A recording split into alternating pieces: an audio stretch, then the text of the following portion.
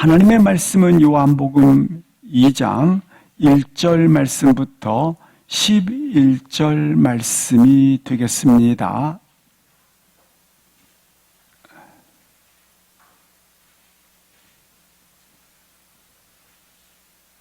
하나님의 말씀은 요한복음 2장 1절 말씀부터 11절까지 함께 합독을 하시겠습니다. 사흘째 되던 날 갈릴리 가나에 혼례가 있어 예수의 어머니도 거기 계시고 예수와 그 제자들도 혼례의 청함을 받았더라. 포도주가 떨어진지라 예수의 어머니가 예수에게 이르되 저들에게 포도주가 없다 하니 예수께서 이르시되 여자여 나와 무슨 상관이 있나이까 내 때가 아직 이르지 아니하였나이다. 그의 어머니가 하인들에게 이르되 너희에게 무슨 말씀을 하시든지 그대로 하라 하니라. 거기에 유대인의 정결 음식에 따라 두세 통들은 돌 항아리 6이 놓였는지라.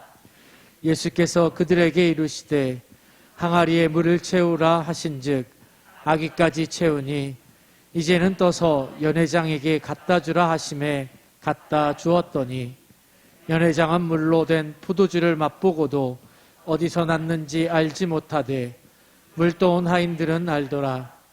연회장이 신랑을 불러 말하되 사람마다 먼저 좋은 포도주를 내고 취한 후에 낮은 것을 내거늘 그대는 지금까지 좋은 포도주를 두었도다 하니라. 예수께서 이 첫 표적을 갈릴리 가나에서 행하여 그의 영광을 나타내심에 제자들이 그를 믿으니라. 아멘. 요한복음의 말씀을 묵상할 때마다 마음에 놓치지 말아야 될 목적이 있습니다. 요한복음 20장 31절입니다. 요한복음을 기록한 목적은 예수 그리스도께서 하나님의 아들이심을 믿게 하려 한 것이요. 또한 그 이름을 힘입어 생명을 얻는 데 있다. 이렇게 요한복음을 기록한 목적을 말씀해 주고 있습니다. 따라서 요한복음을 묵상할 때마다 이 본문을 놓치지 말아야 한다고 하는 것입니다. 오늘 요한복음 2장에 나와 있는 본문의 사건은 예수님의 공생의 첫 사건이 되겠습니다. 이 본문을 어떤 본문인가를 알기 위해서 먼저 11절 말씀을 보시겠습니다. 11절 말씀에 보니까 이 가나 혼인잔치는 첫 표적이었더라 이렇게 소개를 하고 있는 것입니다. 우리가 여기서 분명하게 알아야 할 것이 하나 있다면 기적과 표적은 다르다고 하는 것입니다. 기적은 그것을 행한 사람의 능력을 보여주는 것입니다. 그 능력을 보여주는 것일 뿐입니다. 그래서 그 능력을 행한 사람이 누구냐입니다. 기적에 큰 병을 고침받은 사람이 있다고 가정을 하면 이 사람은 그 기적을 경험했기 때문에 다른 사람을 데려온다든지 그 사람 능력 있어 그것으로 끝이 납니다. 그러나 표적은 기적을 가지고 있으면서도 이거와 전혀 다릅니다. 표적은 사인이라고 하는 겁니다. 표지판이라는 것이죠. 그래서 나타난 현상, 보이는 사건이 무엇을 가리키고 있다는 겁니다. 무엇을 지시하고 있다는 겁니다.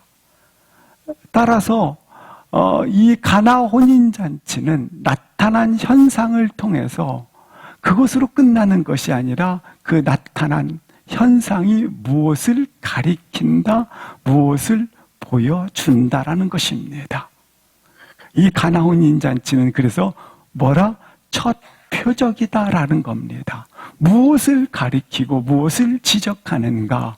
바로 보이지 않는 영적 실체를 가리킨다, 영적 실체를 보여주고 있다고 하는 것입니다. 그래서 예수 그리스도가 어떤 분인지를 계시하고 있는 것입니다. 가나 혼인잔치는 예수 그리스도가 어떤 분인지를 보여주는 것이고 계시하는 거라고 하는 것입니다.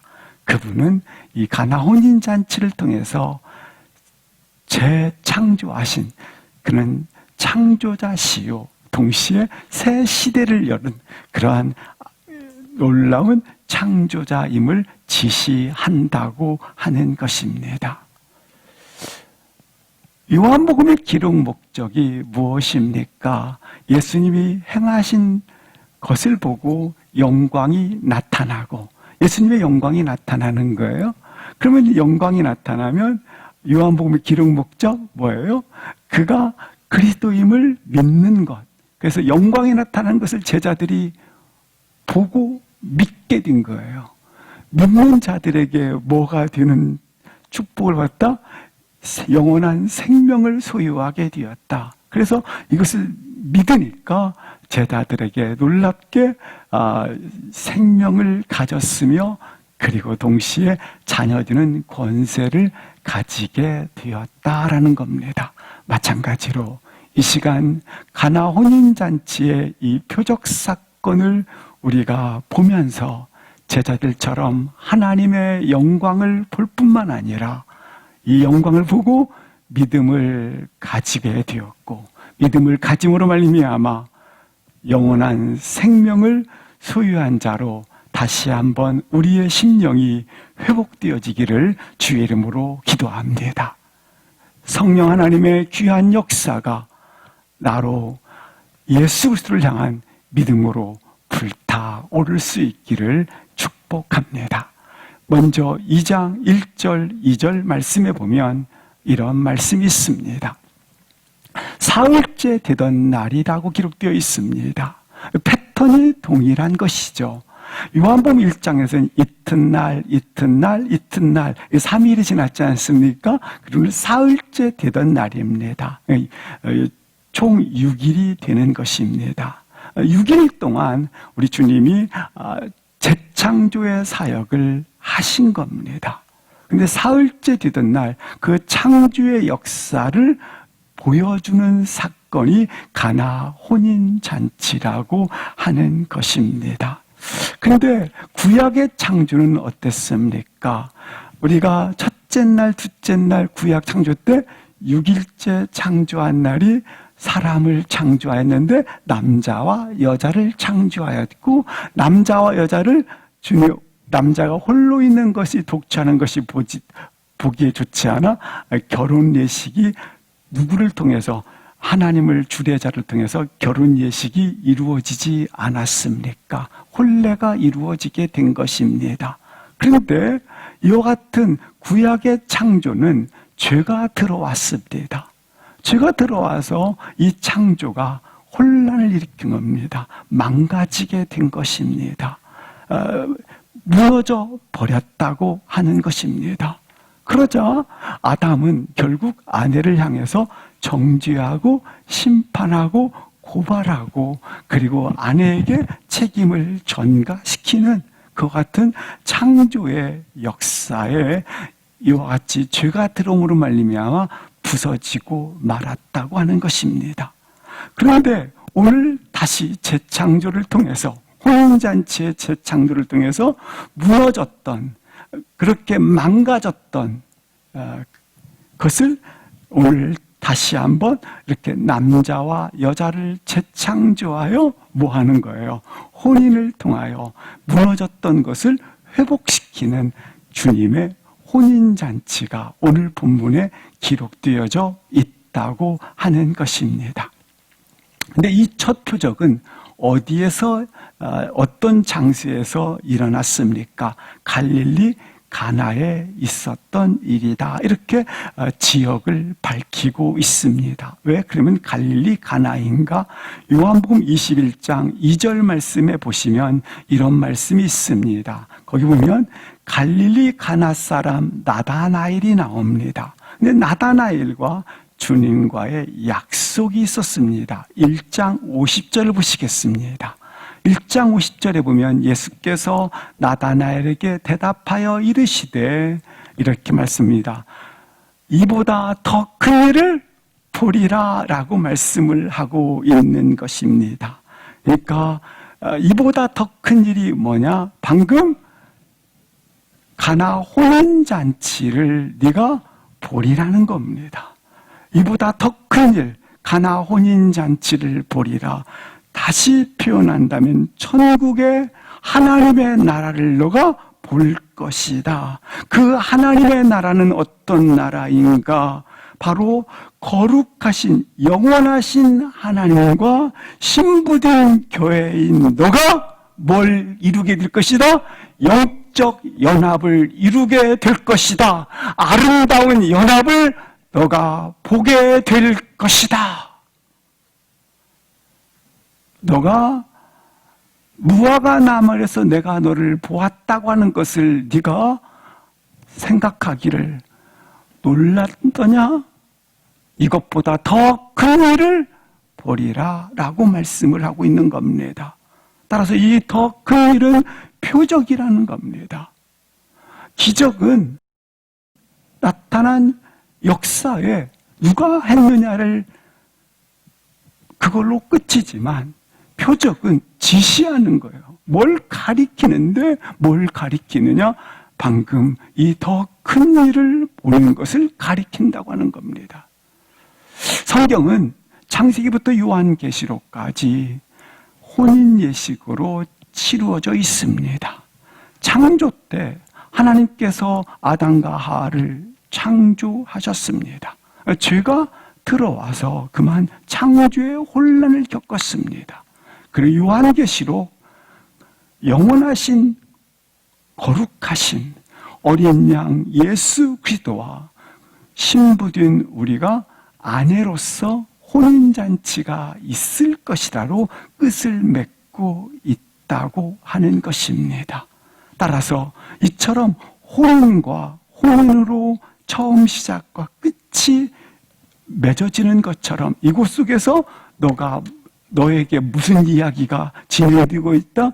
구원의 이야기가 진행되고 있다고 하는 것입니다.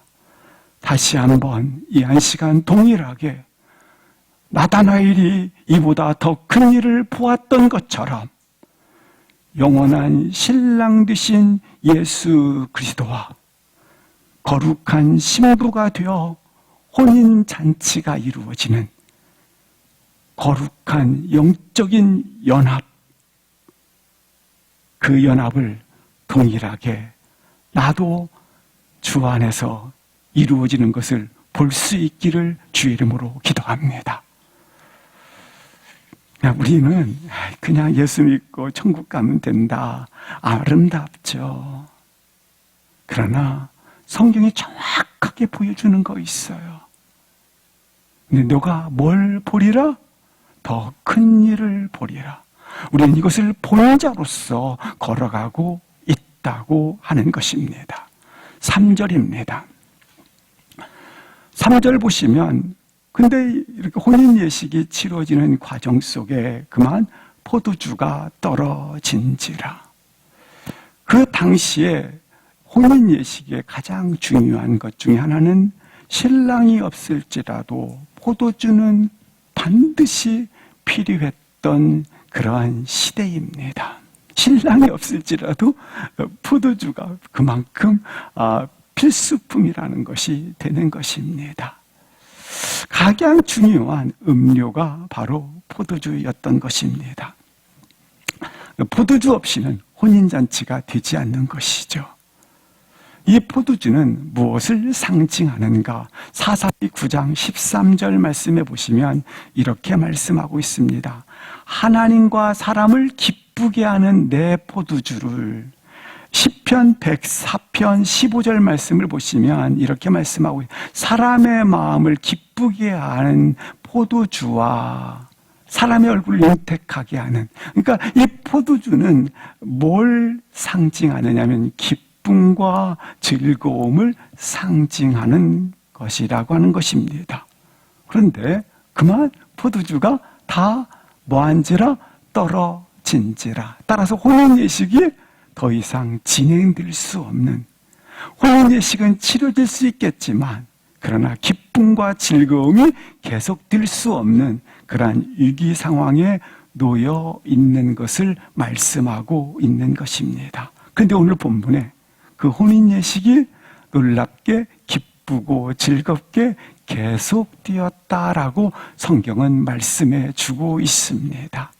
어떻게 기쁨과 즐거움으로 혼인예식이 계속될 수 있었는가? 거기에 누가 초대되어 계셨기 때문에, 예수 그리스도가 오셨기 때문입니다. 마찬가지입니다. 우리 인생도 끊임없이 마찬가지로 포도주가 끊긴, 포도주가 떨어진 그러한 인생의 자리에 놓여 있습니다. 급박한 위기 가운데 놓여 있지만, 그러나 거기에 누가 계시면 예수 그리스도가 초대되어 거기에 계심을 통하여 이 즐거움의, 기쁨의 잔치는 이어지게 되는 것처럼, 우리가 어떤 위기가 오고 어떤 상황이 전개된다 할지라도 거기에 예수 그리스도가 초대되어져 있다면 기쁨과 즐거움의 잔치는 계속되어지게 될 것입니다. 혹시 10년 전에, 20년 전에 예수님을 영접하셨습니까? 잘 하셨습니다. 그런데 그것보다 더 중요한 것은 오늘 나의 삶 속에, 지금 나의 삶 속에 그분을 초대하는 일입니다. 그러면 잔치는 기쁨으로 계속되어질 것이라고 하는 것입니다. 사랑하는 성도 여러분, 아무리 다른 것들로 나의 인생이 수놓아진다 할지라도 기쁨은 계속될 수 없습니다. 그것은 나의 허망함을 나타내 줄 것이고 동시에 나의 무너져 있는 허한 마음들을 표해 줄 뿐입니다. 그러나 예수 그리스도가 거기에 계시면 그 상황이 위기라 할지라도, 그 상황이 어떤 가운데 있다 할지라도 나의 삶의 자리는, 나의 삶의 마당은 기쁨으로 계속 진행될 줄 믿습니다. 우리 인생은 어찌 보면 오늘 본문처럼 포도주가 다 떨어진 인생의 부분이 있을 수 있습니다. 여기에 돈을 채운다 할지라도 행복하지가 않습니다. 여기에 세상의 모든 것을 다 주어지는 것처럼 가진다 할지라도 허무함과 그리고 마음속에 공허함을 회복할 길이 없습니다. 어떻게 하면 행복할까? 거기에 몰두하고 살아도 행복하지 않습니다. 그가 함께 계시기를 주의 이름으로 축복합니다. 3절을 다시 보시겠습니다. 포도주가 다 떨어졌을 때 3절 말씀해 보시면 이렇게 예수의 어머니가 예수에게 이르되 포도주가 없다, 그렇게 고하게 됩니다. 지금 포도주가 떨어졌기 때문에 그 포도주가 떨어진 책임은 누구에게 있습니까? 혼주에게 있기 때문에 어머니는 당연히 혼주에게 가서 포도주가 다 떨어졌으니 급히 이곳에 필요로 합니다. 이렇게 책임을 물었어야 합니다. 이 당시에 이 혼주에게 있어서 포도주가 떨어졌다고 하는 것은 수치입니다. 고개를 들 수 없는 상황이 되어집니다. 근데 어머니는 누구에게 갔느냐면 예수님에게 갔다고 하는 것입니다. 왜 그랬을까요? 그래, 예수라면 이런 상황을 해결할 수 있을 거야. 어머니가 예수님에 대하여 분명한 인식을 가지고 있었습니다. 어머니는 예수님이 어렸을 때, 아니 출생, 성탄절, 탄생 때 어떻게 탄생했는지를 너무 잘 알고 있습니다. 12살일 때 예루살렘에 안식, 그 유월절을 지키기 위해 올라갔을 때 예수가 보이지 않고 없어졌지 않습니까? 예수님에 대해서 너무 잘 알고 있습니다. 누가복음 2장 51절 말씀해 보시면 이런 말씀이 있습니다. 그 어머니는 예수님과 함께 있었을 때 그가 했던 모든 것들을 마음에 뭐 했더라? 두니라. 그 어머니는 이 모든 말을 마음에 두었더라. 이렇게 말씀을 하고 있습니다. 그러니까 마리아는 그 아들인 예수님에 대해서 어떻게 인식하고 있는지를 잘 알고 있었습니다. 최소한 이 어머니는 예수라면 이런 사건을 반드시 모면할 수 있고 이 사건을 바꿀 수 있고 이 사건을 해결할 수 있다고 생각을 하였다고 하는 것입니다. 이와 같은 마리아의 모습을 볼 수 있습니다. 그래서 현장을 해결해 줄 것이다 라고 생각을 해서 이 마리아는 예수님에게 이것을 고하게 되었다고 하는 것입니다. 이 육적인 요구입니다. 떡의 문제입니다. 위기의 상황의 문제들입니다. 그에 대해서 예수님이 4절에 이렇게 대답을 하십니다. 예수님께서 3가지로 반응을 하십니다. 첫 번째 반응이 여자여라고 부르고 있다고 하는 겁니다. 우리 생각으로는 여자여 부르기 때문에 무례한 모습 같고 동시에 어찌 보면 예의에 벗어난 것 같은 모습을 가지고 부르고 있습니다. 그러나 이 당시에 남자가 여자를 부를 때 그리고 이렇게 부를 때는 존경의 표시로 이런 존칭이 되겠습니다. 우리 예수님께서 십자가를 지실 때 보소서 여자여 보소서 여자라는 말을 쓸 때도 동일한 부분이 되겠습니다. 그래서 존경의 표시가 됩니다. 근데 이 여자여라고 부를 때는 본문 속에서의 주어진 의미가 있습니다. 이 호칭 속에는 이제까지는 어머니를 내가 모시고 한 집에 살았습니다. 여자여라고 부른다고 하는 이 의미는 동시에 이제까지는 내가 어머니의 아들로서 살아왔지만 공생애를 시작하는 지금부터 이제는 하나님의 아들로 난 삽니다. 라고 하는 공적 선언이라고 하는 것입니다.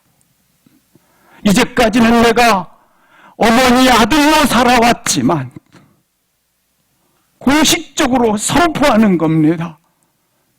나는 메시아로 보냄을 받았습니다.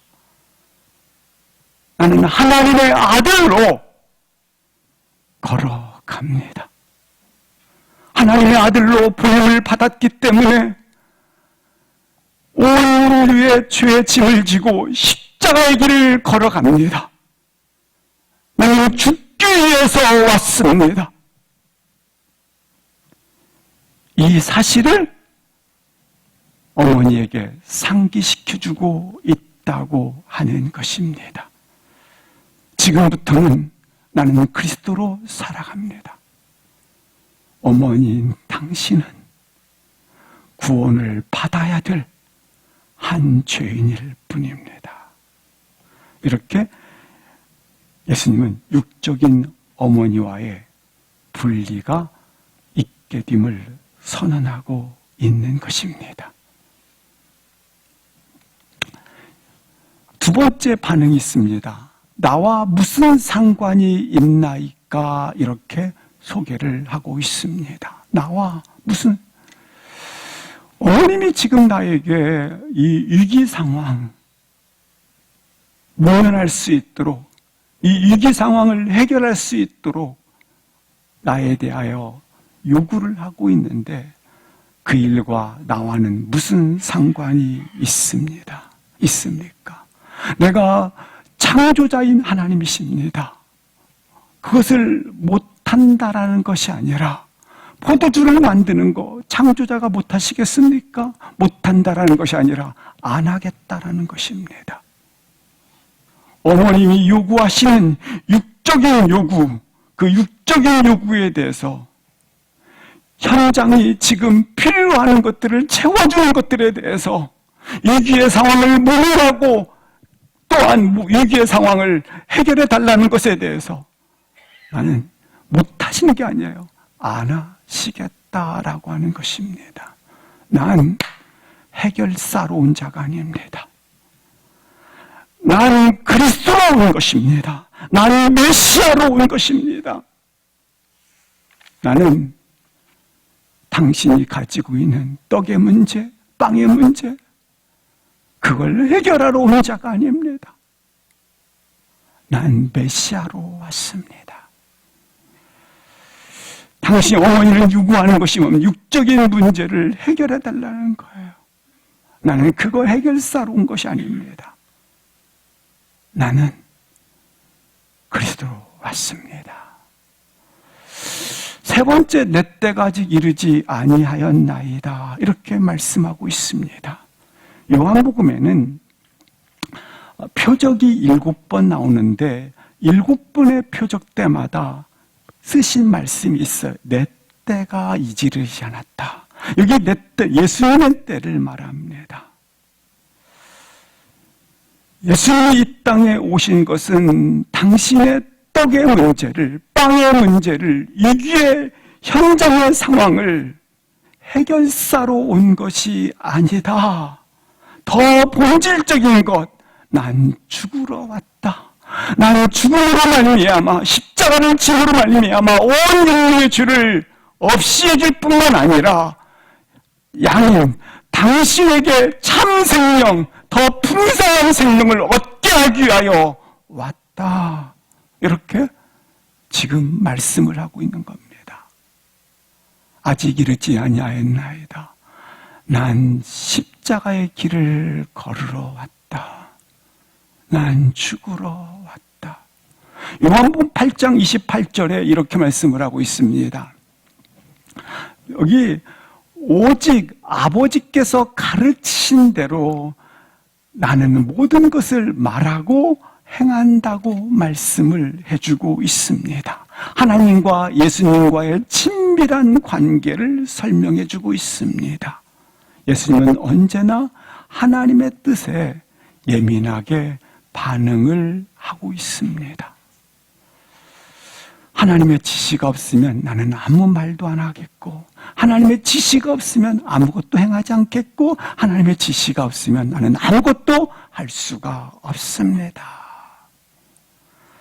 사랑하는 성도 여러분, 다시 한번 하나님과의 친밀한 관계로 회복되어지기를 축복합니다. 뿐만 아니라 하나님의 뜻에 즉시 믿음으로 반응할 수 있기를 기도합니다. 5절입니다. 그의 어머니가 이제 하인들에게 주께서 무슨 말씀을 하시든지 그대로 하라고 명을 하게 됩니다. 결혼식에서 가장 중요한 것 중에 하나가 포도주였고 포도주가 다 떨어졌습니다. 그때 예수님께서 요구하는 어머니에게 나와 무슨 상관이 있나이까? 그리고 아직 때가 이르지 않았습니다. 거절처럼 보입니다. 근데 어머니는 다시 명한 대로 하인들에게 그대로 하라고 그렇게 명을 하였다고 하는 것입니다. 예수님의 반응은 거절처럼 보이고 응답이 아닌 것처럼 보이고 그리고 섭섭하게 들릴 수 있고 뿐만 아니라 상처받기가 쉬운 대답으로 들리게 됩니다. 그런데 왜 예수님께서 4절에 대답을 하시고 5절에 이와 같은 역사가 있었을까? 마태복음 18장을 다시 한번 예수님의 반응의 의미를 보시겠습니다. 마태복음 15장을 보시겠습니다. 15장에 보시면 이런 말씀이 있습니다. 15장에 보니까 예수님께서 이제 여기 수르보니 이야기의 여인입니다. 예수님께서 가나안의 여인이 이제 두루와 시돈 갔을 때 가나안 여인이 옵니다. 22절입니다. 가나안 여인이 내 딸이 흉악한 귀신에 들렸나이다. 소리질러 이르되 고쳐 주십시오. 그러자 예수님의 대답이 이와 같습니다. 아무 말씀도 대답하지 않았습니다. 침묵을 하게 됩니다. 그러자 제자들이 급한 마음에 재촉을 합니다. 침묵하시던 주님이 제자들의 재촉에 의해서 이렇게 대답하여 이릅니다. 나는 이스라엘 집 잃어버린 양 외에는 다른 데로 보냄을 받지 아니하였도다. 이렇게 대답을 합니다. 그러자 여자가 다시 절하며 이르되 주여 고쳐주십시오. 살려주십시오. 그렇게 요청을 하게 됩니다. 그러자 예수님께서 다시 이렇게 대답을 합니다. 자녀의 떡을 취하여 개들에게 던짐이 마땅하지 아니하다. 그러자 여자가 다시 이렇게 말합니다. 옳소이다. 개들도 제 주인의 상에서 떨어지는 부스기를 먹나이다. 여기에 나와 있는 가나안의 여인은 자기를 낮춰 나는 개라 할지라도 당신 앞에 서 있습니다 라고 태도를 취하게 됩니다. 그러자 예수님께서 28절에 이렇게 말씀하고 있습니다. 시작. 여자여 내 믿음이 크도다. 내 소원대로 되리라 하시니 그때로부터 그의 딸이 나으니라. 중요한 것은 이 가나안의 여인에게, 마리아는 여인에게, 어머니에게 골탕 먹이기 위해서가 아닙니다. 중요한 것, 믿음의 문제입니다. 여기에 나와 있는 가나안의 여인은 지금 위기 때문에 주 앞에 나왔을 뿐입니다. 믿음이 있어서 나온 것이 결코 아닙니다. 자신의 상황이 너무나 위급하기 때문에 찾아와서 하나님 앞에 구하고 있는 것입니다. 그렇습니다. 하나님과의 신뢰 관계를 묻고 있는 것입니다. 예수님은 분명히 흉악한 귀신에 들린 이 여인을 즉시 치료할 수 있고 포도주를 즉시 그곳에서 만들어낼 수 있습니다. 그러나 그렇게 하지 않습니다. 예수님은 반드시 요구하는 것 있습니다. 너와 나의 관계를 너가 회복하라는 것입니다. 너와 나 사이의 관계를 가지는데 어떤 관계냐? 중풍병자, 소경, 혈루증 앓는 여인들 공통점이 있습니다. 그들의 믿음을 보시고 오늘 말씀처럼 내 믿음대로 뭐할지어다 역사하리라. 그같이 믿음을 가질 때 그의 딸이 그 즉시 나으니라. 이렇게 소개하고 있는 것입니다. 따라서 마리아를 향한, 어머니 마리아를 향한 요구에 대한 예수님의 대답은 거절이 아니라 어머니, 진정 당신은 나와의 관계에 있어서 믿음을 가지고 있습니까? 내가 창조주 하나님으로서 포도주를 만들 것을 어머니 신뢰하십니까? 믿고 있습니까? 그와 같이 마리아의 믿음을 보셨다고 하는 것입니다. 사랑하는 성도 여러분, 주님은 오늘 또 우리의 믿음을 확인하고 계십니다. 나의 믿음이 이처럼, 이 여인처럼 내 믿음이 크다고 하는 아름다운 그와 같은 주님으로부터 칭찬받는 믿음이 되시기를 주의 이름으로 기도합니다. 따라서 기적이 아닙니다. 기적이 아니라 포도주를 만들어내는 기적이나 또 내 흉악한 귀신이 이렇게 치료받았다는 기적이 아니라 너와 나의 관계. 우리 인간들은 참 어리석을 때가 많이 있어요. 자꾸 주님한테 고치라는 거예요. 주님한테 자꾸 바꾸라고 명을 하는 거예요. 내 마음속에도 왜 자꾸 바꾸라고 하는지 몰라요. 주님이 회개하라고 말을 해요. 속으로 우리 주님은 내가 믿음이 큰 것을 그렇게 기다리는데 우리는 자꾸 거꾸로 너 고쳐라. 주님한테 자꾸 회개하라고 그래요. 근데 오늘 동일하게 여자여 내 믿음이 크도다 라고 하셨던 것처럼 우리 주님은 마리아에게 요구하는 것, 그의 믿음을 확인시키고 있다고 하는 것입니다. 6절, 7절을 보시겠습니다.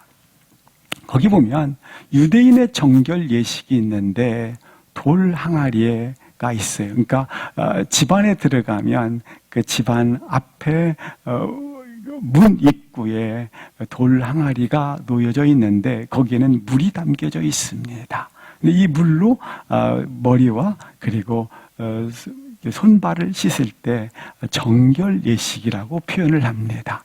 7절 보시겠습니다.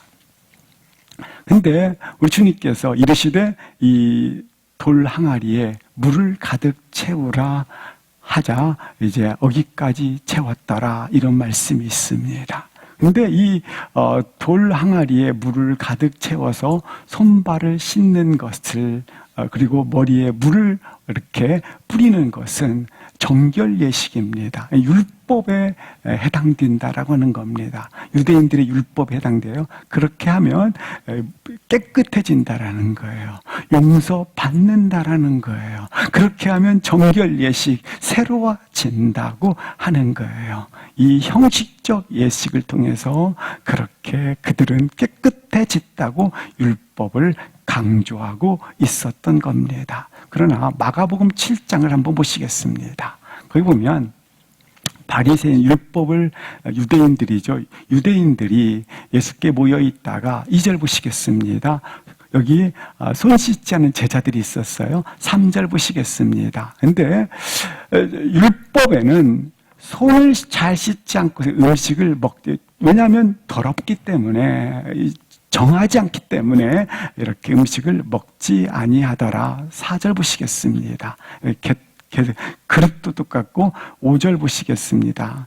여기 부정한 것이 돼버리고 6절 보시겠습니다. 공경하여 하나님과 멀어져 있는 것이고 7절 보시겠습니다.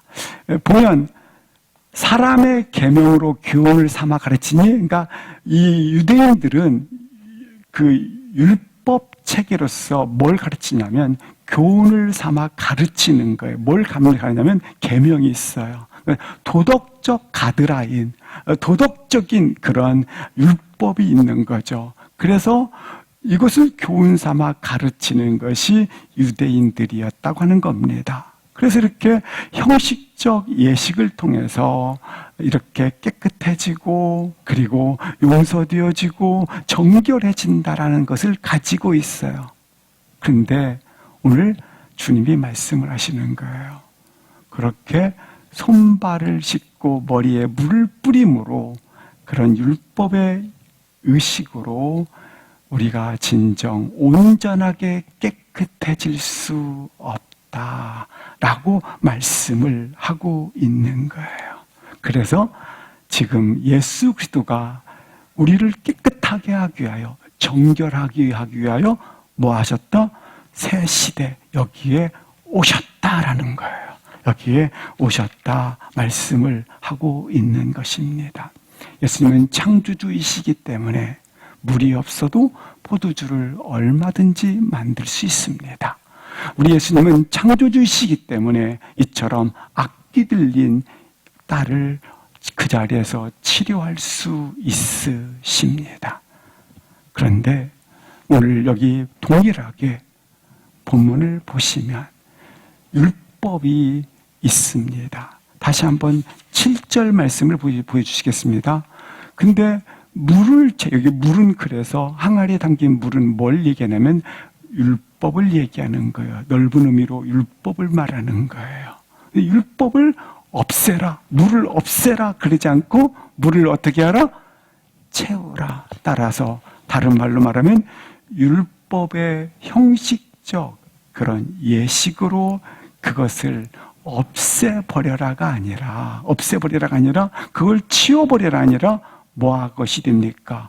우리 주님은 율법을 폐하러 온 것이 아니라 율법을 뭐하러 오셨느니라? 온전케 하러 오셨다라고 하는 것입니다. 따라서 우리들도 이와 같이 율법이 주어지는 것들이 있습니다. 그것은 복된 것이고 또한 그것은 축복된 것입니다. 단지 이 율법만 가지고 있게 되면 그 가드라인이 있지 않습니까? 도덕적 기준의 가드라인, 그것을 가지고 정죄하고 그리고 그 법을 가지고 고발하기 때문에 우리 여기 그 잔치는 왜 벌어졌습니까? 물을 채우고 포도주로 변함으로 말미암아 뭐가 돼요? 기쁨과 즐거움이 계속 되지 않습니까? 근데 이 율법을 가지고는 정죄하고 고발을 하지만 율법을 가지고는 계속해서 즐거움과 기쁨의 잔치가 될 수 없다. 하지만 이 율법은 물을 치워버리라가 아니라 물을 항아리에 채우는 것처럼 필요하지만 어떻게 하셨다? 예수 그리스도께서 오심으로 말미암아 온전케 하였다. 새 시대가 열리게 되었다. 이렇게 말씀을 하고 있는 거예요. 우리 한번 7절 같이 한번 읽겠습니다. 시작. 예수께서 그들에게 이르시되 항아리에 물을 채우라 하신즉 아기까지 채우니 물을 채우라. 8절부터 11절 합독하시겠습니다. 8절부터 11절입니다. 시작. 이제는 떠서 연회장에게 갖다 주라 하심에 갖다 주었더니 연회장은 물로 된 포도주를 맛보고도 어디서 났는지 알지 못하되 물떠온 하인들은 알더라. 연회장이 신랑을 불러 말하되 사람마다 먼저 좋은 포도주를 내고 취한 후에 낮은 것을 내거늘 그대는 지금까지 좋은 포도주를 두었도다 하니라. 예수께서 이 첫 표적을 갈릴리 가나에서 행하여 그의 영광을 나타내심에 제자들이 그를 믿으니라. 10절 말씀해 보시면 이렇게 말씀하고 있습니다. 좋은 포도주를 두었도다. 그러니까 잔치는 계속되었고 기쁨을 이제 좋은 포도주니까 기쁨이 가득했을 뿐만 아니라 놀랍게 더 큰 즐거움으로 가득하였도다. 이렇게 말씀하고 있습니다. 분명히 마리아의 요구를 거절한 것처럼 보였습니다. 여자여 보소서. 그렇게 대답을 하지 않았습니까? 거절처럼 보였습니다.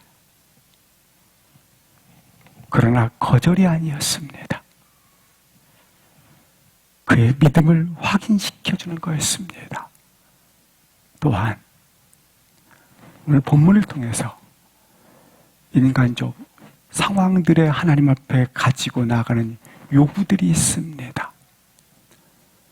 떡의 문제, 그리고 빵의 문제, 위기의 상황의 문제, 이걸 가지고 나아가게 된 것입니다.